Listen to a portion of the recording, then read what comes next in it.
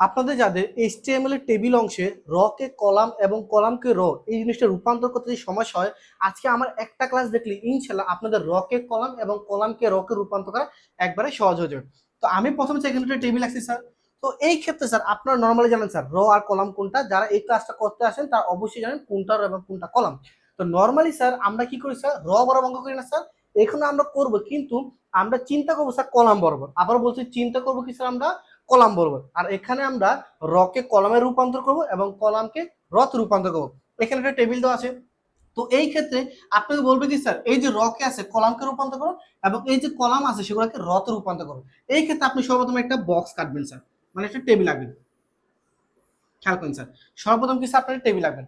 তো এই যে প্রথমে যে অংশটা দেখেন স্যার এস নেম মানে স্টুডেন্ট নেম, কম্পালসারি এবং কি স্যার অপশনাল, এই তিনটা কি অবস্থা আছে, র অবস্থা আছে। আমরা জানি আড়াআড়ি অবস্থা থাকলে র আর লম্বায় থাকলে কি স্যার কলাম। তো এটা কি স্যার আপনার র অবস্থা আছে, রকে আমরা কি করে দেবো কলাম করে দেবো। খেয়াল করেন স্যার, এই দেখেন ওই তিনটা কি স্যার র অবস্থা আমরা কলম করে দিলাম। প্রথমে কি স্যার আপনার এস নেম মানে কি স্যার স্টুডেন্ট নেম, পরে কি স্যার আপনার কম্পালসারি, তারপর হচ্ছে কি স্যার আপনার অপশনাল, তারপর কি তাদের যে বর্ডারটা আছে আমরা টেনে দিলাম স্যার। দেন এই পর্যন্ত বুঝতে পারছেন কিনা। প্রথমে কি ছিল স্যার দেখেন তারা কলাম বরাবর র বরাবর ছিল, রকে আমরা কলমে রূপান্তর করছি তাই না। এরপরে সেকেন্ড যে কাজটা আপনি চিন্তা করবেন, দেখেন স্টুডেন্ট নেম এই ঘরের ভিতরে কাজ কয়টা আছে, একটাই। তারপর কম্পালসারি কাজ কয়টা আছে, তিনটা। তারপর অপশনাল কাজ কয়টা আছে, তিনটা। তো স্টুডেন্ট নেমে কাজ যেহেতু একটাই আছে, হ্যারি পটার, আমি সংখ্যা পেয়েছি HP, তাহলে এখানে কাজ একটাই, কোনো কাজ হবে না, হ্যারি পটার। দেখেন একটাই কাজ, কনসেপ্ট ক্লিয়ার। তারপর হচ্ছে কি স্যার কম্পালসারি, এখানে কাজ কয়টা আছে, এখানে কাজ তিনটা আছে। কাজ কয়টা আছে স্যার, কাজ তিনটা।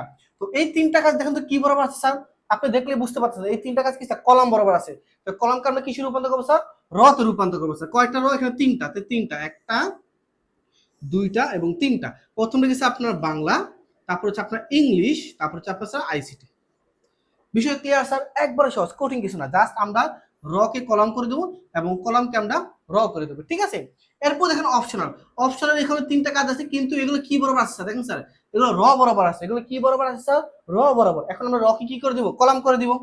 এই যে র কি কলাম কয়টা স্যার, তিনটাতে তিনটা করে দিবেন। কয়টা, একটা দুইটা তিনটা। প্রথমে কি স্যার আপনার ফিজিক্স, তারপর ম্যাথ, তারপর আপনার বায়োলজি।